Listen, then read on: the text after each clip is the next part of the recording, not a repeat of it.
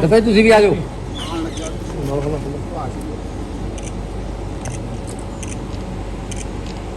Okay देखो इदा है कि ਤੁਹਾਨੂੰ ਸਾਰਿਆਂ ਨੂੰ ਪਤਾ ਹੈ ਕਿ ਪਿਛਲੇ ਸ਼ੁੱਕਰਵਾਰ ਸੰਸਦ ਦਾ ਇਜਲਾਸ ਖਤਮ ਹੋਇਆ ਹੈ ਔਰ ਇਸ ਸੰਸਦ ਦੇ ਇਜਲਾਸ ਦੇ ਵਿੱਚ ਸਾਰੇ ਵਿਰੋਧੀ ਧੜੇ ਦੀ ਜਿਹੜੀਆਂ ਪਾਰਟੀਆਂ ਨੇ ਜਿਹੜੀਆਂ ਇੰਡੀਆ ਅਲਾਈਅੰਸ ਦੇ ਵਿੱਚ ਸ਼ਾਮਲ ਨੇ ਉਹਨਾਂ ਸਾਰਿਆਂ ਨੇ ਇਕਮੁੱਠ ਹੋ ਕੇ ਸਰਕਾਰ ਦੇ ਖਿਲਾਫ ਅਵਿਸ਼ਵਾਸ ਪ੍ਰਸਤਾਵ ਲੈ ਕੇ ਆਈਆਂ ਸੀ ਔਰ ਉਹ ਅਵਿਸ਼ਵਾਸ ਪ੍ਰਸਤਾਵ ਅਸੀਂ ਇਸ ਲਈ ਲੈ ਕੇ ਆਏ ਸੀਗੇ ਇੰਡੀਆ ਅਲਾਈਅੰਸ ਦੀਆਂ ਸਾਰੀਆਂ ਪਾਰਟੀਆਂ ਕਿ ਜਿਹੜੀਆਂ ਮਨੀਪੁਰ 'ਚ ਬਹੁਤ ਹੀ ਮਨਭਾਗੀਆਂ ਘਟਨਾਵਾਂ ਹੋਈਆਂ ਨੇ ਔਰ ਸਰਕਾਰ ਦੀ ਜਿਸ ਤਰ੍ਹਾਂ ਨਾਲ ਅਸੰਵੇਦਨਸ਼ੀਲਤਾ ਦੇਖਣ ਨੂੰ ਮਿਲੀ ਹੈ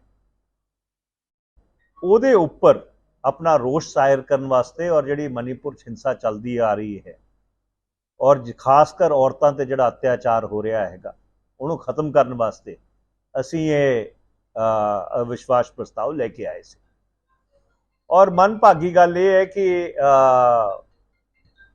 प्रधानमंत्री ने होर तां बहुत सारिया गल्लां कीतियां पर जड़ियां दो बुनियादी गल्लां असी चक्कियां सीगियां एक मणिपुर जिसते अविश्वास प्रस्ताव सीगा और दूजा जिहड़ी गल मैं अपने भाषण चक्की सी कि चीन ने भारत की 2000 स्क्वायर किलोमीटर सरजमीन ते कब्जा किया होया है उहदे वास्ते सरकार वालों कोई स्पष्टीकरण नहीं आया कोई बयान नहीं आया जे तुसी मेरी स्पीच देखी होगी मेरा इंटरवेंशन देखी होगी नो कॉन्फिडेंस मोशन के दौरान मैं बड़े साफ तौर पर सरकार तो यह पूछा सीगा कि सरकार के जोड़े अपने अफसर ने SSP ले ने PD नित्या उन्होंने लिखत दे विच एक कागज़ जारी किया सीगा DGP IGP दी कॉन्फ्रेंस नूं और उस कागज़ च उन्होंने साफ तौर पर कहा सी कि भारत की जिहड़ियां सिक्योरिटी फोर्सिस ने वो 65 चों 26 जिहड़े पेट्रोलिंग पॉइंट्स ने उन्होंने एक्सैस नहीं कर पा रही और ये नाल ये गल भी कई बारी आउंदी रही हैगी है कि जिहड़ियां मिलिटरी टू मिलिटरी टॉक्स हुई ने अज 19वां राउंड चल रहा हैगा चीन नाल उहदे जिन्ने बफर जोन बने ने वो सारे बफर जोन जो हिंदुस्तान की परसैप्शन है अपनी नियंत्रण रेखा की उहदे अंदर बने ने चाहे वाई नाला होवे चाहे गोगरा होवे चाहे हॉट स्प्रिंग्स होवे चाहे पैंगोंग होवे चाहे डेप्सैंग होवे चाहे यांगस्टी होवे चाहे अपर सुबानसरी होवे मतलब पूरे एक थिएटर लेवल के उपर चीन ने अप्रैल 2020 हिंदुस्तान की LAC के अंदर वड़े सीगे और आज 37 महीने हो गए 37 महीनों के विच वो वापस नहीं गए हैगे और इन्हां 37 महीनों के विच सरकार वालों कोई स्पष्टीकरण नहीं आया है कि क्या ये गल सही है कि 2000 स्क्वायर किलोमीटर तो ज़्यादा हिंदुस्तान की जिहड़ी सरजमीन है उस ते चीन ने अप्रैल 2020 तो बाद कब्जा किया सो इसलिए जिहड़े बुनियादी मसले ने जिहड़े राष्ट्र की सुरक्षा नाल जुड़े हुए ने क्योंकि जदों मणिपुर च उथल पुथल हुंदी है तां जिहड़े हिंदुस्तान विरोधी शक्तियां ने जिहड़े अलगाववादी म्यांमार च बैठे ने जिन्होंने चीन का समर्थन प्राप्त हैगा वो सारे इस चीज़ का फायदा चकते हैं और ये जिहड़ियां संवेदनशील राष्ट्रीय सुरक्षा नाल जुड़ियां हुई गल्लां ने उसके उपर सरकार वालों कोई स्पष्टीकरण नहीं आया और इसलिए असी ये अविश्वास प्रस्ताव लोक सभा दे विच लेके आए थे दूसरी जिथे तक रही अज दे दौरे की गल अज मुख मकसद ये सीगा कि कुछ पिंडां दे विच जाके ਅਸੀਂ ਲੋਕਾਂ ਦੇ ਨਾਲ ਮੁਲਾਕਾਤ ਕੀਤੀ, ਉਹਨਾਂ ਦੇ ਦਰਸ਼ਨ ਕੀਤੇ, ਸੋ ਇੱਥੇ ਨੰਗਲ ਸਾਥੀਆਂ ਨੂੰ ਮਿਲੇ ਹੈਗੇ ਹੈ। ਤੋ ਇੱਕ ਜਿਹੜਾ ਇੱਕ ਸਾਡਾ ਰੈਗੂਲਰ ਜਨ ਸੰਪਰਕ ਦਾ ਕਾਰਜਕ੍ਰਮ ਹੈ ਵੱਖ-ਵੱਖ ਹਲਕਿਆਂ ਦੇ ਵਿੱਚ, ਉਹਦੇ ਤਹਿਤ ਅੱਜ ਦੁਬਾਰਾ ਫੇਰ ਤੋਂ ਨੰਗਲ ਆਉਣ ਦਾ ਮੌਕਾ ਮਿਲਿਆ ਔਰ ਉਸ ਬਹਾਨੇ ਸਾਡੇ ਸਾਰਿਆਂ ਦੇ ਦਰਸ਼ਨ ਕਰਨ ਦਾ ਮੌਕਾ ਮਿਲਿਆ। ਇਹ ਉਹਦਾ ਮੁੱਖ ਮਕਸਦ ਹੈ। ਸਰ, ਭਾਖੜਾ ਡੈਮ ਦੇ ਫਲੱਡ ਗੇਟ ਖੋਲੇ ਹੋਇਆ ਹੈ, ਪਿੱਛੇ ਜੇ ਵੀ ਹੜ੍ਹਾਂ ਨੇ ਇਲਾਕੇ ਦਾ ਬੜਾ ਨੁਕਸਾਨ ਕੀਤਾ ਹੈ। ਹੁਣ ਵੀ ਇਸ ਗੱਲ ਦਾ ਖਦਸ਼ਾ ਪ੍ਰਗਟਾਇਆ ਜਾ ਰਿਹਾ ਵੀ ਜੇ ਕਿਤੇ ਭਾਰੀ ਮੀਂਹ ਆ ਗਿਆ ਤਾਂ ਇਲਾਕੇ 'ਚ ਪਾਣੀ ਆ ਜਾਣਾ। ਤੁਸੀਂ ਇੱਥੋਂ ਦੇ ਮੈਂਬਰ ਪਾਰਲੀਮੈਂਟ ਹੈ, ਹਿਮਾਚਲ ਪ੍ਰਦੇਸ਼ ਦੇ ਮੈਂਬਰ ਪਾਰਲੀਮੈਂਟ ਨੇ ਕੋਸ਼ਿਸ਼ ਕਰਕੇ ਆਪਣੀ ਜਿਹੜੀ ਸਵਾਨ ਨਦੀ ਚੈਨਲਾਈਜ਼ ਕਰਵਾ ਲਈ, ਤੁਸੀਂ ਕਦੀ ਇਹ ਕੋਸ਼ਿਸ਼ ਕਿਉਂ ਨਹੀਂ ਕੀਤੀ ਕਿ ਇਹਨੂੰ ਵੀ ਆਪਾਂ ਚੈਨਲਾਈਜ਼ ਕਰਵਾ ਲਈਏ ਤਾਂ ਕਿ ਸਾਡੇ ਇਲਾਕੇ ਜਿਹੜੀ ਮਿੱਟੀ ਦਾ ਇੰਨਾ ਨੁਕਸਾਨ ਹੋ ਰਿਹਾ, ਖੇਤਾਂ ਦਾ, ਪਸ਼ੂਆਂ ਦਾ ਨੁਕਸਾਨ ਹੋ ਰਿਹਾ, ਬਚਾਇਆ ਜਾ ਸਕੇ? ਇੱਦਾਂ ਹੈ ਕਿ 2019 ਚ ਜਦੋਂ ਹੜ੍ਹਾਂ ਦੀ ਸਥਿਤੀ ਬਣੀ ਸੀਗੀ ਔਰ ਇੱਥੇ ਜਾਨੋ ਮਾਲ ਦਾ ਨੁਕਸਾਨ ਹੋਇਆ ਸੀਗਾ, ਉਸ ਤੋਂ ਬਾਅਦ ਮੈਂ ਜਿਹੜੇ ਵਾਟਰ ਰਿਸੋਰਸਿਸ ਦੇ ਵਜ਼ੀਰ ਨੇ ਸ਼ੇਖਾਵਤ ਸਾਹਿਬ, ਉਹਨਾਂ ਨੂੰ ਮਿਲਿਆ ਵੀ ਸੀਗਾ, ਉਹਨਾਂ ਨੂੰ ਚਿੱਠੀ ਵੀ ਲਿਖੀ ਸੀਗੀ। ਇੱਕ ਨਹੀਂ ਕਹਿ ਨੇ 3-3 ਚਿੱਠੀਆਂ ਲਿਖੀਆਂ ਸੀਗੀਆਂ ਕਿ ਸਵਾਨ ਨਦੀ ਅਪਸਟ੍ਰੀਮ ਹਿਮਾਚਲ ਦੇ ਵਿੱਚ ਚੈਨਲਾਈਜ਼ਡ ਹੈ ਔਰ ਜਦੋਂ ਮੀਂਹ ਪੈਂਦਾ ਹੈਗਾ ਤੇ ਉਹ ਸਾਰਾ ਪਾਣੀ ਇਕੱਠਾ ਹੋ ਕੇ ਥੱਲੇ ਮਾਰ ਕਰਦਾ ਹੈਗਾ। ਔਰ ਉਹ ਚਿੱਠੀਆਂ ਸ਼ਾਇਦ ਮੈਂ ਰਿਲੀਜ਼ ਵੀ ਕੀਤੀਆਂ ਸੀਗੀਆਂ ਸਾਰੀਆਂ ਪਬਲਿਕਲੀ। ਗਜਿੰਦਰ ਸ਼ੇਖਾਵਤ ਨੇ ਮੈਨੂੰ ਵਾਪਸ ਇਹ ਜਵਾਬ ਲਿਖਿਆ ਸੀ ਕਿ ਪੰਜਾਬ ਸਰਕਾਰ ਦੇ ਵਿੱਚੋਂ ਵੱਲੋਂ ਕੋਈ ਪ੍ਰਪੋਜ਼ਲ ਨਹੀਂ ਆਇਆ ਹੈਗਾ ਸਵਾਨ ਨਦੀ ਨੂੰ ਜਾਂ ਜਿਹੜੀਆਂ ਦੋ ਹੋਰ ਨਦੀਆਂ ਨੇ ਜਿਨ੍ਹਾਂ ਦੇ ਕਰਕੇ ਨੁਕਸਾਨ ਹੁੰਦਾ ਹੈ, ਬੁਦਕੀ ਹੈ ਔਰ ਸਰਸਾ ਹੈ, ਇਹਨਾਂ ਦੀ ਚੈਨਲਾਈਜੇਸ਼ਨ ਵਾਸਤੇ ਸਾਡੇ ਕੋਈ ਪ੍ਰਪੋਜ਼ਲ ਨਹੀਂ ਆਇਆ ਹੈ। ਮੈਂ ਪੰਜਾਬ ਸਰਕਾਰ ਨੂੰ ਉਹ ਚਿੱਠੀ ਨੱਥੀ ਕਰਦਿਆਂ ਹੋਇਆਂ ਚਿੱਠੀ ਵੀ ਲਿਖੀ। ਉਸ ਟਾਈਮ ਕੋਵਿਡ ਸੀਗਾ, ਸਰਕਾਰ ਦਾ ਧਿਆਨ ਦੂਜੇ ਪਾਸੇ ਸੀ ਕਿ ਬਈ ਤੁਸੀਂ ਉਪਚਾਰਿਕ ਤੌਰ ਤੇ ਪ੍ਰਪੋਜ਼ਲ ਬਣਾ ਕੇ ਗਵਰਨਮੈਂਟ ਆਫ ਇੰਡੀਆ ਨੂੰ ਭੇਜੋ ਔਰ ਗਵਰਨਮੈਂਟ ਆਫ ਇੰਡੀਆ ਤੋਂ ਜੋ ਵੀ ਕਹਿੰਦੇ ਸਹਾਇਤਾ ਮਿਲਦੀ ਹੈਗੀ ਹੈ ਇਹਨੂੰ ਚੈਨਲਾਈਜ਼ ਕਰਨ ਵਾਸਤੇ ਉਹ ਤੁਸੀਂ ਲਓ। ਮਨਭਾਗੀ ਗੱਲ ਹੈ ਕਿ ਪੰਜਾਬ ਸਰਕਾਰ ਨੇ ਉਦੋਂ ਕੋਵਿਡ ਸੀਗਾ, ਉਸ ਤੇ ਕਾਰਵਾਈ ਨਹੀਂ ਹੋ ਪਾਈ। ਉਸ ਤੋਂ ਬਾਅਦ ਫਿਰ ਮੈਂ ਦੁਬਾਰਾ 2021 ਚਿੱਠੀ ਲਿਖੀ, 2022 ਚਿੱਠੀ ਲਿਖੀ, ਵਜ਼ੀਰ ਨੂੰ ਜਾ ਕੇ ਮਿਲੇ। ਮੈਂ ਹੁਣ ਫੇਰ ਕਹਿੰਦੇ ਪੰਜਾਬ ਸਰਕਾਰ ਨੂੰ ਚਿੱਠੀ ਲਿਖੀ ਹੈਗੀ ਹੈ, ਚੀਫ ਮਿਨਿਸਟਰ ਨੂੰ। ਉਹ ਸਾਰੀਆਂ ਚਿੱਠੀਆਂ ਅਟੈਚ ਕਰਦੇ ਹੋਏ ਕਿ ਕੇਂਦਰ ਸਰਕਾਰ ਤਿਆਰ ਹੈਗੀ ਹੈ, ਜੇ ਤੁਸੀਂ ਪ੍ਰੋਜੈਕਟ ਬਣਾ ਕੇ ਪ੍ਰਪੋਜ਼ਲ ਬਣਾ ਕੇ ਭੇਜੋਗੇ ਤਾਂ ਕੇਂਦਰ ਸਰਕਾਰ ਉਹਦੇ ਵਾਸਤੇ ਜੋ ਵੀ ਫੰਡ ਦੇਣੇ ਨੇ ਉਹ ਦੇਣ ਨੂੰ ਤਿਆਰ ਹੈਗੀ ਹੈ। ਇਹ ਜੇ ਅਣਗਹਿਲੀ ਹੈ, ਇਹ ਅਣਗਹਿਲੀ ਪੰਜਾਬ ਵੱਲੋਂ ਹੈਗੀ ਹੈ ਕਿ ਪੰਜਾਬ ਨੇ ਕੇਂਦਰ ਸਰਕਾਰ ਨੂੰ ਸਵਾਂ, ਸਰਸਾ ਔਰ ਬੁਦਕੀ ਨਦੀ ਦੀ ਚੈਨਲਾਈਜੇਸ਼ਨ ਵਾਸਤੇ ਕੋਈ ਠੋਸ ਪ੍ਰਪੋਜ਼ਲ ਬਣਾ ਕੇ ਨਹੀਂ ਭੇਜੀ। ਦੇਖੋ, ਮੈਂ ਪਾਰਲੀਮੈਂਟ ਸੈਸ਼ਨ ਦੇ ਦੌਰਾਨ ਗਡਕਰੀ ਜੀ ਨੂੰ ਮਿਲਿਆ ਸੀਗਾ ਔਰ ਗਡਕਰੀ ਜੀ ਨੇ ਮੈਨੂੰ ਭਰੋਸਾ ਦਵਾਇਆ ਹੈ ਕਿ ਇਹ ਜਿਹੜਾ ਫਲਾਈਓਵਰ ਹੈ ਅਕਤੂਬਰ ਤੱਕ ਪੂਰਾ ਹੋ ਜਾਏਗਾ। ਇਨਫੈਕਟ ਉਹਨਾਂ ਨੇ ਮੈਂ ਜਾ ਕੇ ਮਿਲਿਆ ਸੀਗਾ, ਉਹ ਕਹਿੰਦੇ ਮੈਂ ਪਤਾ ਕਰਦਾ ਹੈਗਾ, ਪਤਾ ਕਰਕੇ ਉਹਨਾਂ ਨੇ ਫਿਰ ਮੈਨੂੰ ਦੱਸਿਆ ਕਿ ਬਈ ਮੇਰੇ ਅਫਸਰ ਮੈਨੂੰ ਇਹ ਦੱਸ ਰਹੇ ਨੇ ਕਿ ਅਕਤੂਬਰ ਤੱਕ ਇਹ ਫਲਾਈਓਵਰ ਪੂਰਾ ਹੋ ਜਾਏਗਾ। ਮੈਂ ਉਹਨਾਂ ਨੂੰ ਇੱਕ ਬੇਨਤੀ ਜ਼ਰੂਰ ਕੀਤੀ ਕਿ ਇਸ ਫਲਾਈਓਵਰ ਦਾ ਇੱਕ ਸੇਫਟੀ ਆਡਿਟ ਦੁਬਾਰਾ ਕਰਾ ਲੈਣਾ, ਕਿਉਂਕਿ ਜਿਹੜੀ ਕੰਪਨੀ ਇਹ ਫਲਾਈਓਵਰ ਬਣਾ ਰਹੀ ਹੈਗੀ ਹੈ ਉਹਦੇ 2 ਫਲਾਈਓਵਰ ਬਿਹਾਰ 'ਚ ਡਿੱਗ ਚੁੱਕੇ ਨੇ। ਤਾਂ ਇਸ ਲਈ ਮੈਂ ਗਡਕਰੀ ਸਾਹਿਬ ਨੂੰ ਉਚੇਚਾ ਜਾ ਕੇ ਮਿਲ ਕੇ ਬੇਨਤੀ ਕਰਕੇ ਆਇਆ ਹੈਗਾ ਕਿ ਇਸ ਫਲਾਈਓਵਰ ਨੂੰ ਆਪਰੇਸ਼ਨਲਾਈਜ਼ ਕਰਨ ਤੋਂ ਪਹਿਲਾਂ ਉਹਦਾ ਇੱਕ ਪ੍ਰੋਪਰ ਰਿਗਰਸ ਸੇਫਟੀ ਆਡਿਟ ਕਰਾਉਣਾ ਬਹੁਤ ਜ਼ਰੂਰੀ ਹੈਗਾ, ਕਿਉਂਕਿ ਜੇ ਉਹ ਮਨਭਾਗੀ ਘਟਨਾਵਾਂ ਬਿਹਾਰ 'ਚ ਹੋਈਆਂ ਨੇ ਉਹ ਕਿਤੇ ਇੱਥੇ ਨਾ ਹੋ ਜਾਵੇ, ਉਹਦੇ ਵਾਸਤੇ ਇਤਿਹਾਦ ਵਰਤਣ ਦੀ ਲੋੜ ਹੈਗੀ ਹੈ। ਪਰ ਜਿਹੜੀ ਮੇਰੀ ਜਾਣਕਾਰੀ ਹੈ ਹੁਣ ਤੱਕ, ਜੋ ਮੈਨੂੰ ਇਸ ਸੈਸ਼ਨ ਦੇ ਦੌਰਾਨ ਦੱਸਿਆ ਗਿਆ ਹੈ ਕਿ ਅਕਤੂਬਰ ਤੱਕ ਇਹ ਫਲਾਈਓਵਰ ਸ਼ੁਰੂ ਹੋ ਜਾਏ।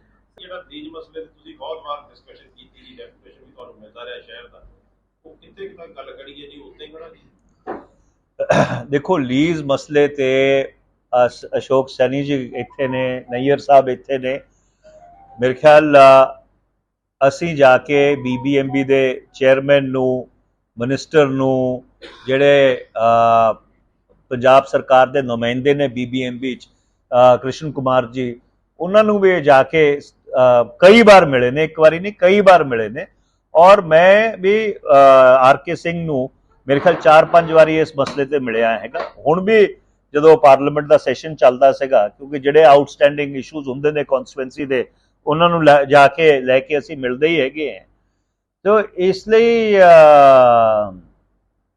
ਮੈਂ ਉਹਨਾਂ ਨੂੰ ਇੱਕ ਰਿਕੁਐਸਟ ਕੀਤੀ ਹੈਗੀ ਹੈ ਕਿ ਬਈ ਜਾਂ ਤਾਂ ਤੁਸੀਂ ਇਹ ਕਹਿ ਦਿਓ ਕਿ ਬਈ ਅਸੀਂ ਇਹ ਲੀਜ਼ ਦਾ ਮਸਲਾ ਹੱਲ ਨਹੀਂ ਕਰਨਾ ਹੈਗਾ, ਔਰ ਜੇ ਹੱਲ ਕਰਨਾ ਹੈਗਾ ਤਾਂ ਜਿਹੜੀ ਇਕੁਇਟੇਬਲ ਟਰਮਸ ਨੇ,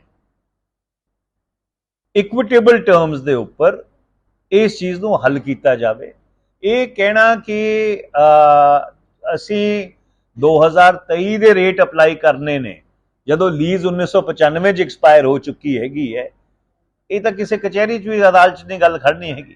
ਤੋ ਲਾਸਟ ਗੱਲ ਮੇਰੀ ਜਿਹੜੀ ਮਿਨਿਸਟਰ ਨਾਲ ਇਹ ਹੋਈ ਸੀਗੀ, ਮੈਂ ਕਿਹਾ ਤੁਸੀਂ ਕਹਿ ਕਹਿੰਦੇ ਅਸੀਂ ਕਈ ਵਾਰ ਤੁਹਾਡੇ ਕੋਲ ਆ ਚੁੱਕੇ ਹੈਗੇ, ਤੁਸੀਂ ਇਹ ਫੈਸਲਾ ਕਰ ਲਓ, ਤੁਸੀਂ BBMB ਦੀ ਲੀਜ਼ ਦਾ ਮਸਲਾ ਹੱਲ ਕਰਨਾ ਹੈ ਕਿ ਨਹੀਂ ਕਰਨਾ ਹੈ। ਨਹੀਂ ਕਰਨਾ ਹੈਗਾ ਤਾਂ ਕੋਈ ਗੱਲ ਨਹੀਂ, ਜੋ ਹੈ ਫਿਰ ਕੋਰਟ ਕਚਹਿਰੀ 'ਚ ਇਹਨੂੰ ਲੋਕ ਦੇਖ ਲੈਣਗੇ। ਜੇ ਕਰਨਾ ਹੈਗਾ ਤੇ ਜੋ ਲੋਕੀ ਇਸ ਤੋਂ ਪ੍ਰਭਾਵਿਤ ਨੇ ਔਰ ਜੋ ਇਕੁਇਟੇਬਲ ਹੈਗਾ, ਉਸ ਇਕੁਇਟੇਬਲ ਬੇਸਿਸ ਤੇ ਕਰਨਾ ਚਾਹੀਦਾ। ਉਹਨਾਂ ਨੇ ਮੈਨੂੰ ਅਸ਼ੋਰੈਂਸ ਦਿੱਤੀ ਹੈ ਕਿ 15 ਦਿਨ ਦੇ ਵਿੱਚ ਉਹ ਮੀਟਿੰਗ ਬੁਲਾ ਕੇ ਸਾਡੇ ਜਿਹੜੇ ਨੁਮਾਇੰਦੇ ਨੇ ਉਹਨਾਂ ਨੂੰ ਵੀ ਬੁਲਾਉਣਗੇ ਔਰ ਕੋਸ਼ਿਸ਼ ਕਰਨਗੇ ਕਿ ਬਈ ਇਹ ਗੱਲ ਕਾਫੀ ਨੇੜੇ ਲੱਗੀ ਹੋਈ ਹੈ। ਲਾਸਟ ਜਿਹੜੀ ਉਹ ਕਹਿੰਦਾ ਲਾਸਟ ਮਾਈਲ ਇਹਦਾ ਨਹੀਂ ਹੋ ਪਾ ਰਿਹਾ ਹੈਗਾ। ਕੋਸ਼ਿਸ਼ ਇਹੀ ਹੈਗੀ ਹੈ ਕਿ ਕਿਸੇ ਨਾ ਕਿਸੇ ਤਰ੍ਹਾਂ ਇਹਦੀ ਇੱਕ ਇਕੁਇਟੇਬਲ ਸੈਟਲਮੈਂਟ ਕਰਦੀ ਹੈ। ਫਲਾਈਓਵਰ ਦਾ ਜਿਹੜਾ ਥੱਲੇ ਸਾਬਕਾ MP ਅਵਿਨਾਸ਼ ਰਾਏ ਖੰਨਾ ਜੀ ਨੇ ਇੱਕ ਲੈਟਰ ਲਿਖਿਆ ਸੈਂਟਰ ਨੂੰ ਕਿ ਇੱਥੇ ਜਿਹੜਾ ਫਾਟਕ ਵੀ ਬੰਦ ਹੈ ਤੇ ਅੰਡਰ ਬ੍ਰਿਜ ਵੀ ਹੈ। ਅੰਡਰ ਬ੍ਰਿਜ ਪਹਿਲਾਂ ਇਹਨਾਂ ਨੇ ਰਖਵਾਤਾ ਹੋ ਗਿਆ, ਜਿਹੜਾ ਉੱਥੇ ਰੇਲਵੇ ਫਾਟਕ ਕ੍ਰੋਸਿੰਗ ਜਿਹੜਾ ਹੈਗਾ ਉਹ ਬੰਦ ਪਿਆ ਲੰਬੇ ਸਮੇਂ ਤੋਂ, ਉਹਨਾਂ ਨੇ ਖੁਲਾਉਣ ਦੀ ਮੰਗ ਕੀਤੀ। ਤੁਸੀਂ ਇਹ ਕਦੇ ਮੁੱਦਾ ਨਹੀਂ ਉਠਾਇਆ ਕਿ ਵੀ ਖੁੱਲਣਾ ਚਾਹੀਦਾ, ਇੱਕੋ ਹੀ ਰਸਤਾ ਹੈ ਜੀ ਜਿੱਥੋਂ ਸਾਰੀ ਲੰਘ। ਦੇਖੋ ਇੱਦਾਂ ਹੈ ਕਿ ਜਦੋਂ ਇਹ ਰੇਲਵੇ ਦਾ ਓਵਰਬ੍ਰਿਜ ਬਣਿਆ ਸੀਗਾ ਆਪਣਾ, ਤਾਂ ਉਸ ਟਾਈਮ ਤੇ ਇਹ ਫੈਸਲਾ ਹੋਇਆ ਸੀਗਾ ਕਿ ਇੱਥੇ ਇੱਕ ਅੰਡਰਪਾਸ ਹੋਏਗਾ। ਠੀਕ, ਉਸ ਤੋਂ ਬਾਅਦ ਜ਼ਿਲ੍ਹਾ ਪ੍ਰਸ਼ਾਸਨ ਨੇ ਬਗੈਰ ਕਿਸੇ ਨੂੰ ਕੰਸਲਟ ਕੀਤੇ, ਪਤਾ ਨਹੀਂ ਕਿਸ ਪ੍ਰੈਸ਼ਰ ਦੇ ਤਹਿਤ ਕਿਸ ਪ੍ਰੈਸ਼ਰ ਦੇ ਤਹਿਤ ਨਹੀਂ, ਇਹ ਲਿਖ ਕੇ ਰੇਲਵੇ ਨੂੰ ਦੇ ਦਿੱਤਾ ਕਿ ਬਈ ਇੱਥੇ ਸਾਨੂੰ ਅੰਡਰਪਾਸ ਦੀ ਲੋੜ ਨਹੀਂ। ਉਸ ਤੋਂ ਬਾਅਦ ਉਹ ਜਿਹੜੇ ਰੇਲਵੇ ਓਵਰਬ੍ਰਿਜ ਦੇ ਫਾਊਂਡੇਸ਼ਨਸ ਨੇ, ਉਹ ਫਾਊਂਡੇਸ਼ਨਸ ਕਿ ਕਹਿੰਦੇ ਨੇ ਉਸ ਹਿਸਾਬ ਨਾਲ ਰੱਖੇ ਗਏ, ਨੀਹਾਂ ਉਸ ਹਿਸਾਬ ਨਾਲ ਰੱਖੀਆਂ ਗਈਆਂ ਕਿ ਉੱਥੇ ਅੰਡਰਪਾਸ ਦੀ ਗੁੰਜਾਇਸ਼ ਨਹੀਂ ਛੱਡੀ ਗਈ। ਜਦੋਂ ਮਾਰਚ 2022 ਦੇ ਵਿੱਚ ਅਸੀਂ ਜਾ ਕੇ ਮੌਕਾ ਵੇਖ ਕੇ ਆਏ, ਵੇਖਿਆ ਤੁਸੀਂ ਲੋਕ ਵੀ ਸਾਰੇ ਨਾਲ ਸੀਗੇ ਔਰ ਉਦੋਂ ਉਹ ਅਫਸਰ ਵੀ ਆਏ ਹੋਏ ਸੀਗੇ, ਉਹਨਾਂ ਨੇ ਸਾਫ਼ ਤੌਰ ਤੇ ਗੱਲ ਕਹੀ ਕਿ ਸਾਹਿਬ ਹੁਣ ਜਦੋਂ ਇੱਕ ਵਾਰੀ ਓਵਰਬ੍ਰਿਜ ਬਣ ਗਿਆ ਹੈਗਾ ਔਰ ਉਹਦੀਆਂ ਨੀਹਾਂ ਰੱਖੀਆਂ ਗਈਆਂ ਨੇ, ਹੁਣ ਜੇ ਅਸੀਂ ਅੰਡਰਪਾਸ ਉੱਥੇ ਬਣਾਉਣਾ ਚਾਹੀਏ ਤਾਂ ਵੀ ਉਹ ਅੰਡਰਪਾਸ ਨਹੀਂ ਬਣ ਸਕਦਾ ਹੈਗਾ, ਕਿਉਂਕਿ ਉੱਥੇ ਥਾਂ ਹੀ ਨਹੀਂ ਹੈਗੀ ਅੰਡਰਪਾਸ ਬਣਾਉਣ ਦੀ। ਦੇਖੋ ਤੁਸੀਂ ਸਾਰੇ ਹੀ ਸੀਗੇ ਜਦੋਂ ਇਹ ਗੱਲਬਾਤ ਹੋਈ ਸੀ। ਹੁਣ ਕਹਿ ਕਹਿੰਦੇ ਨੇ ਉਸ ਤੋਂ ਬਾਅਦ ਮੈਂ ਗੱਲ ਉਹਨਾਂ ਨਾਲ ਅਸ਼ਵਨੀ ਵੈਸ਼ਨਵ ਨਾਲ ਕੀਤੀ ਸੀਗੀ, ਮੈਂ ਕਿਹਾ ਉੱਥੇ ਫਾਟਕ ਖੋਲ ਦਿਓ। ਅੱਛਾ, ਇਹਨਾਂ ਨੇ ਜਿੰਨੀਆਂ ਅਨਮੈਨਡ ਕ੍ਰਾਸਿੰਗਸ ਨੇ ਉਹਨਾਂ ਨੂੰ ਇੱਕ ਨੈਸ਼ਨਲ ਲੈਵਲ ਤੇ ਬੰਦ ਕਰਨ ਦਾ ਫੈਸਲਾ ਲਿੱਤਾ ਹੋਇਆ ਹੈ, ਤੇ ਇਸ ਲਈ ਫਿਰ ਮੈਂ ਉਹਨਾਂ ਨੂੰ ਰਿਪਰੈਜ਼ੈਂਟੇਸ਼ਨ ਦਿੱਤੀ ਕਿ ਜੇ ਉੱਥੇ ਅੰਡਰਪਾਸ ਨਹੀਂ ਬਣ ਸਕਦਾ ਹੈਗਾ ਤੇ ਉੱਥੇ ਨਾਲ ਕੋਈ ਜੇ ਕਿਤੇ ਅੰਡਰਪਾਸ ਬਣ ਸਕਦਾ ਹੋਵੇ ਤਾਂ ਨਾਲ ਆਪਾਂ ਅੰਡਰਪਾਸ ਬਣਾਉਣ ਦੀ ਕੋਸ਼ਿਸ਼ ਕਰੀਏ। ਅਨਫੋਰਚੂਨੇਟਲੀ ਉਸ ਦੇ ਉੱਪਰ ਜੋ ਕਾਰਵਾਈ DRM ਅੰਬਾਲਾ ਨੂੰ ਕਰਨੀ ਚਾਹੀਦੀ ਸੀਗੀ DPR ਬਣਾਉਣ ਦੀ, ਉਹ ਕਾਰਵਾਈ ਨਹੀਂ ਹੋ ਪਾਈ ਹੈਗੀ ਹੈ। ਪਰ ਇਹ ਤੁਹਾਡੀ ਗੱਲ ਬਿਲਕੁਲ ਠੀਕ ਹੈ, ਉਸ ਸ਼ਹਿਰ ਨੂੰ 3 ਹਿੱਸਿਆਂ 'ਚ ਵੰਡਦਾ ਹੈਗਾ ਔਰ ਇਸ ਚੀਜ਼ ਨੂੰ ਕਰਾਉਣ ਦੀ ਲੋੜ ਹੈਗੀ ਹੈ। ਮੈਨੂੰ ਨਹੀਂ ਲੱਗਦਾ ਕਿ ਰੇਲਵੇ ਮਿਨਿਸਟਰੀ ਇਸ ਚੀਜ਼ ਨੂੰ ਮੰਨੇਗੀ ਕਿ ਬਈ ਉੱਥੇ ਫਾਟਕ ਖੋਲ੍ਹ ਦਿੱਤਾ ਜਾਵੇ, ਮੈਨੂੰ ਇਹ ਔਖਾ ਲੱਗਦਾ। ਪਰ ਹਾਂ, ਇਹ ਚੀਜ਼ ਜ਼ਰੂਰ ਹੋ ਸਕਦੀ ਹੈਗੀ ਹੈ ਕਿ ਜੇ ਥਾਂ ਹੋਵੇ ਉੱਥੇ ਆਪਾਂ ਅੰਡਰ ਬ੍ਰਿਜ ਦੀ ਕੋਸ਼ਿਸ਼ ਕਰ ਸਕਦੇ ਹਾਂ। ਇੱਕ ਸਰ ਸੁਣਨ ਨੂੰ ਮਿਲ ਰਿਹਾ, ਰੌਲਾ ਪੈ ਰਿਹਾ, ਅਫਵਾਹ ਜਾਂ ਸੱਚ ਹੈ, ਤੁਸੀਂ ਦੱਸੋਗੇ ਕਿ ਅਗਲਾ ਇਲੈਕਸ਼ਨ 2024 ਦੇ ਤੁਸੀਂ ਚੰਡੀਗੜ੍ਹ ਤੋਂ ਲੜਨਾ? ਇੱਦਾਂ ਹੈ ਕਿ ਜਦੋਂ 1991 'ਚ ਮੈਂ ਕਾਨਪੁਰ ਇਲੈਕਸ਼ਨ ਲੜਨ ਗਿਆ ਸੀਗਾ ਤਾਂ ਵੀ ਕਹਿੰਦੇ ਸੀਗੇ ਕਿ ਮੈਂ ਚੰਡੀਗੜ੍ਹੋਂ ਲੜਨਾ ਹੈਗਾ। 2004 'ਚ ਜਦੋਂ ਮੈਂ ਲੁਧਿਆਣੇ ਲੜਿਆ ਤਾਂ ਫਿਰ ਕਹਿੰਦੇ ਸੀਗੇ ਕਿ ਚੰਡੀਗੜ੍ਹ ਲੜਨਾ ਹੈਗਾ। 2009 'ਚ ਜਦੋਂ ਮੈਂ ਲੁਧਿਆਣੇ ਤੋਂ ਦੁਬਾਰਾ ਜਿੱਤਿਆ ਤਾਂ ਵੀ ਕਹਿੰਦੇ ਸੀਗੇ ਕਿ ਚੰਡੀਗੜ੍ਹ ਲੜਨਾ ਹੈਗਾ। देखो श्री आनंदपुर साहब के लोगों ने मैनू इलैक्शन जिताया हैगा। मैं पिछले 4 साल तो इतों काम कर रहा हैगा। मैं सिटिंग MP है और मेरी क्या कहने ने मंशा ही नहीं, ये मेरा हक बनता हैगा एज सिटिंग MP। और मेरी जो पार्लीमेंट की परफॉर्मेंस है, मैं कह सकता हैगा कि 543 ਜਿਹੜੇ MP ने लोक सभा च शायद ਜਿਹੜੇ 5-7 बिल्कुल नंबर 1 ਆਮ ਜਨਤਾ ਦਾ ਹੀ ਹੈ ਕਿ ਲੋਕ ਸਭਾ ਚੋਣਾਂ ਨੇੜੇ ਆ ਰਹੀਆਂ, ਸੰਭਾਵੀ ਉਮੀਦਵਾਰਾਂ ਵੱਲੋਂ ਦੌਰੇ ਵੀ ਹਲਕਿਆਂ ਦੇ ਕਰਨੇ ਸ਼ੁਰੂ ਕਰ ਦਿੱਤੇ ਗਏ। ਉਹ ਕਹਿੰਦੇ ਵੀ ਕਿਤੇ ਨਾ ਕਿਤੇ ਲੀਡਰਾਂ ਨੂੰ ਇਹ ਪੁੱਛਿਆ ਜਾਵੇ ਸਿਆਸਤ ਸੱਤਾ ਵਿੱਚ ਆਉਣ ਤੋਂ ਬਾਅਦ ਕਿਆ MP ਦੇ ਕਰਨੇ ਵਾਲੇ ਕਿਹੜੇ ਕਿਹੜੇ ਕੰਮ ਹੁੰਦੇ, ਕਿਆ ਉਹ MP ਬਣ ਕੇ ਕਰਦੇ ਹੈ? देखो इदा है, तुसी बड़ा एक बुनियादी सवाल पूछा है। जिहड़ी साडी लोकशाही की व्यवस्था है, ਉਹਦੇ 'ਚ ਆਪਾਂ ਸਰਪੰਚ ਚੁਣੀਦਾ, ਬਲਾਕ ਸਮਿਤੀ ਦੇ ਮੈਂਬਰ ਚੁਣੀਦੇ ਨੇ, ਜ਼ਿਲ੍ਹਾ ਪਰਿਸ਼ਦ ਚੁਣੀਦੀ ਹੈ ਪਿੰਡਾਂ 'ਚ, ਸ਼ਹਿਰਾਂ ਦੇ ਵਿੱਚ ਮਿਊਨਿਸਪਲ ਕਾਉਂਸਲ ਚੁਣੀਦੀ ਹੈ ਜਾਂ ਮਿਊਨਿਸਪਲ ਕਾਰਪੋਰੇਸ਼ਨ ਚੁਣੀਦੀ ਹੈਗੀ। ਔਰ ਫਿਰ ਅਸੀਂ ਵਿਧਾਇਕ ਚੁਣਦੇ ਹੈਗੇ ਆ, ਉਹਨਾਂ ਨੂੰ ਚੰਡੀਗੜ੍ਹ ਭੇਜਦੇ ਆ ਕਿ ਸੂਬੇ ਵਾਸਤੇ ਕਾਨੂੰਨ ਬਣਾਓ। ਜਿਹੜਾ ਮੈਂਬਰ ਆਫ ਪਾਰਲੀਮੈਂਟ ਹੈ, ਮੈਂਬਰ ਆਫ ਪਾਰਲੀਮੈਂਟ ਨੂੰ ਤੁਸੀਂ ਚੁਣ ਕੇ ਦਿੱਲੀ ਇਸ ਲਈ ਭੇਜਦੇ ਹੈਗੇ ਹੋ ਕਿ ਉਹ ਮੁਲਕ ਵਾਸਤੇ ਕਾਨੂੰਨ ਬਣਾਵੇ। ਇਹ ਤਾਂ ਜਿਹੜੇ ਵਿਕਾਸ ਦੇ ਕੰਮ MP ਕਰਦਾ ਹੈਗਾ, ਉਹ ਉਹਦੀ ਕੋਲੈਟਰਲ ਰਿਸਪੌਂਸਿਬਿਲਿਟੀ ਹੈ ਕਿ ਕੁਝ ਥੋੜਾ ਬਹੁਤ ਪੈਸਾ ਅਖਤਿਆਰੀ ਕੋਟੇ ਦਾ 1993 ਤੋਂ MPs ਨੂੰ ਮਿਲਣਾ ਸ਼ੁਰੂ ਹੋਇਆ। ਪਹਿਲੇ ਉਹ 1 ਕਰੋੜ ਸੀ, ਫਿਰ ਵੱਧ ਕੇ ਉਹ 5 ਕਰੋੜ ਹੋ ਗਿਆ ਕਿ ਵੀ ਛੋਟਾ ਮੋਟਾ ਕਿਤੇ ਕੋਈ ਲੱਗਦਾ ਹੋਵੇ ਕਿ ਇਹੋ ਜਿਹੀ ਲੋੜ ਹੈਗੀ ਹੈ ਜਿੱਥੇ ਸਟੇਟ ਗਵਰਨਮੈਂਟ ਜਾਂ ਜ਼ਿਲ੍ਹਾ ਪ੍ਰਸ਼ਾਸਨ ਕੰਮ ਨਹੀਂ ਕਰਾ ਸਕਦਾ, ਉਹਦੇ 'ਚ ਤੁਸੀਂ ਯੋਗਦਾਨ ਪਾਓ। ਸੋ ਇੱਕ ਕਰਨਾ ਹੈਗਾ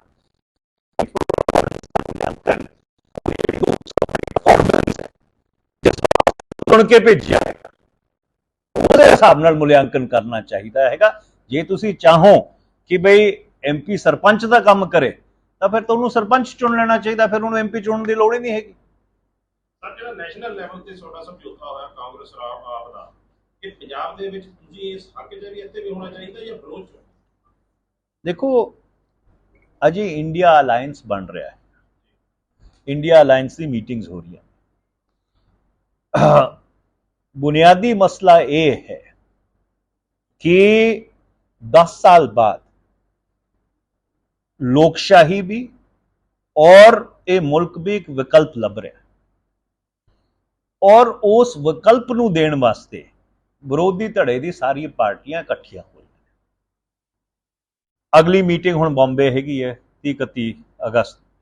सो ये तां दिस इज अंग्रेजी च कहंदे ने वर्क इन प्रोग्रेस। हुण ਇਹਦੇ ਵਿੱਚ ਸੀਟ ਅੰਡਰਸਟੈਂਡਿੰਗ, ਸੀਟ ਐਡਜਸਟਮੈਂਟ ਕਿਵੇਂ ਹੋਏਗੀ ਨਹੀਂ ਹੋਏਗੀ, ਇਹ ਤਾਂ ਆਉਣ ਵਾਲਾ ਸਮਾਂ ਦੱਸੂਗਾ। ਪਰ ਇੱਕ ਜਿਹੜੀ ਬੁਨਿਆਦੀ ਨਿਊ ਹੈ ਇਸ ਮੁਲਕ ਨੂੰ ਵਿਕਲਪ ਦੇਣ ਦੀ, ਉਹ ਨਿਊ ਪਿਛਲੀ 3 ਜਿਹੜੀਆਂ 2 ਮੀਟਿੰਗਾਂ ਹੋਈਆਂ ਨੇ, ਔਰ ਜਿਵੇਂ ਲੋਕ ਸਭਾ ਔਰ ਰਾਜ ਸਭਾ ਦੇ ਵਿੱਚ ਇਸ ਵਾਰੀ ਕੋਆਰਡੀਨੇਸ਼ਨ ਹੋਇਆ ਹੈ ਸਾਰੀ ਆਪੋਜੀਸ਼ਨ ਪਾਰਟੀਜ਼ ਦਾ, ਮੇਰੇ ਹਿਸਾਬ ਨਾਲ ਉਹ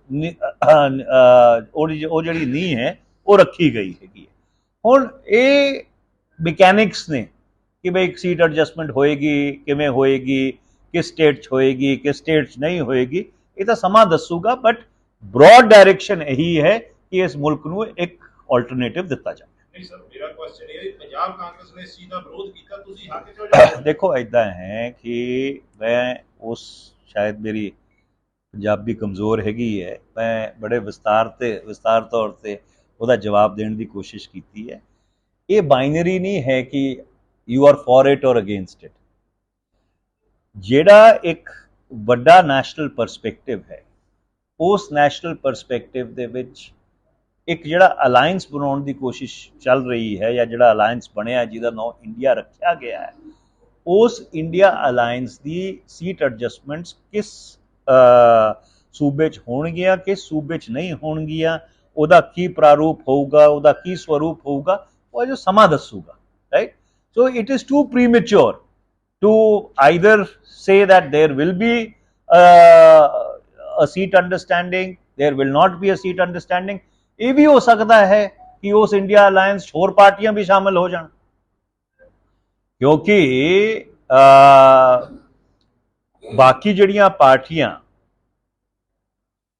एनडीए भाजपा सरकार तो नाराज ने, ਜਿਹੜੇ ਇੱਕ ਸਮਾਂ ਉਹਨਾਂ ਦੇ ਭਾਈਵਾਲ ਹੁੰਦੇ ਨੇ ਸੀਗੇ, ਉਹ ਵੀ ਸਾਨੂੰ ਇਹ ਗੱਲ ਆ ਕੇ ਕਹਿੰਦੇ ਨੇ that we don't want to be on the wrong side of history, ਕਿ ਅਸੀਂ ਇਤਿਹਾਸ ਦੇ ਖੱਬੇ ਪਾਸੇ ਨਹੀਂ ਹੋਣਾ ਚਾਹੁੰਦੇ। ਤੇ ਇਸ ਲਈ ਇਹ ਜਿਹੜਾ ਸਮਾਂ ਹੈ ਇਹ ਇਵੋਲਵਿੰਗ ਸਮਾਂ ਹੈ, ਔਰ ਇਹ ਅਲਾਇੰਸ ਕਿਸ ਕਿਸਮ ਦਾ ਬਣੇਗਾ, ਇਹਦੇ 'ਚ ਕੌਣ ਸ਼ਾਮਿਲ ਹੋਊਗਾ, ਕੌਣ ਸ਼ਾਮਿਲ ਹੋਊਗਾ, ਇਹ ਆਉਣ ਵਾਲਾ ਸਮਾਂ ਦੱਸੂ। ਤੁਸੀਂ ਜਿਹੜੀ ਗੱਲ ਕਰ ਰਹੇ ਫਿਊਚਰ ਦੇ ਨੀਡ ਰੱਖੀ ਜਾਵੇ, ਉਦਾਹਰਨ ਦਿੰਦਾ, ਨਵਾਂ ਸ਼ਹਿਰ ਬੰਗਾ NRI ਏਰੀਆ, ਜਲੰਧਰ ਜੇ ਤੁਸੀਂ ਪਾਸਪੋਰਟ ਬਣਾਉਣ ਚਲ ਜਾਓ ਤਾਂ 6-6 ਮਹੀਨੇ ਲੱਗਦੇ ਨੇ। ਮੈਂ ਇਹਨਾਂ ਨੂੰ ਕਿਹਾ, ਮੈਂ ਕਿਹਾ ਤੁਸੀਂ ਇੱਕ ਪਾਸਪੋਰਟ ਸੇਵਾ ਕੇਂਦਰ ਨਵਾਂ ਸ਼ਹਿਰ ਖੋਲ੍ਹ ਦਿਓ। ਪਹਿਲੇ ਤਾਂ ਕਹਿੰਦੇ ਰਹੇ ਕਿ ਜੀ ਅਸੀਂ ਰੋਪੜ ਖੋਲ੍ਹਿਆ ਹੋਇਆ, ਇੱਕ ਲੋਕ ਸਭਾ ਹਲਕੇ 'ਚ ਇੱਕ ਹੀ ਖੋਲਾਂਗੇ। ਚਲੋ ਮੈਂ ਬਹੁਤ ਜ਼ੋਰ ਪਾਇਆ, ਫਿਰ ਇਹਨਾਂ ਨੇ ਕਿਹਾ ਬਿਲਡਿੰਗ ਨਹੀਂ ਹੈਗੀ, ਅਸੀਂ ਪੋਸਟ ਉੱਥੇ ਆਪਣਾ ਨਵਾਂ ਸ਼ਹਿਰ ਪੋਸਟ ਆਫਿਸ ਦੇ ਵਿੱਚ ਬਿਲਡਿੰਗ ਤਿਆਰ ਕਰਾਤੀ। 2021 ਤੋਂ ਬਿਲਡਿੰਗ ਤਿਆਰ ਖੜੀ ਹੈ, ਇਹਨਾਂ ਨੂੰ ਸਿਰਫ ਉੱਥੇ ਕੰਪਿਊਟਰ ਲਾ ਕੇ ਪਾਸਪੋਰਟ ਆਫਿਸ ਸ਼ੁਰੂ ਕਰਨਾ ਹੈ।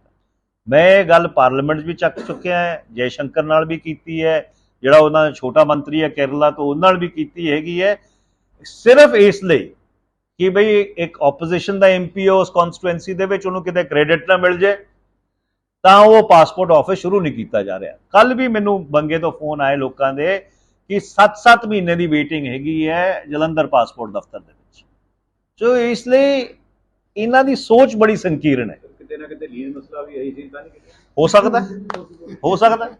ਸਕਦਾ ਹੈਗਾ। ਔਰ ਮੈਂ ਤਾਂ ਇਹ ਕਹਿਣਾ ਹੈਗਾ ਕਿ ਮੈਨੂੰ ਕੋਈ ਕ੍ਰੈਡਿਟ ਲੈਣ ਦਾ ਇਹਦਾ ਸ਼ੌਕ ਨਹੀਂ ਹੈਗਾ। ਜੇ ਕਹਿੰਦੇ ਜਿਹੜੇ ਇੱਥੇ ਦੇ BJP ਦੇ ਲੀਡਰ ਨੇ ਉਹ RK ਸਿੰਘ ਨਾਲ ਗੱਲ ਕਰਾ ਕੇ ਜੇ ਕਰਾ ਦੇਣ, I will be the happiest person. ਵੀ ਕੰਮ ਹੋਣਾ ਚਾਹੀਦਾ ਹੈਗਾ, ਮੈਨੂੰ ਕੋਈ ਕ੍ਰੈਡਿਟ ਦਾ ਸ਼ੌਕ ਨਹੀਂ ਹੈ। ਜੇ ਉਹਨਾਂ ਨੂੰ ਲੱਗਦਾ ਹੈਗਾ ਕਿ ਇਹ ਲੀਜ਼ ਮਸਲਾ ਹੱਲ ਹੋਣ ਨਾਲ ਉਹਨਾਂ ਨੂੰ ਕ੍ਰੈਡਿਟ ਮਿਲਦਾ ਹੈਗਾ, ਉਹ ਕ੍ਰੈਡਿਟ ਲੈ ਲੈਣ, ਪਰ ਲੀਜ਼ ਦਾ ਮਸਲਾ ਜ਼ਰੂਰ ਹੱਲ ਕਰਾ ਦੇਣ।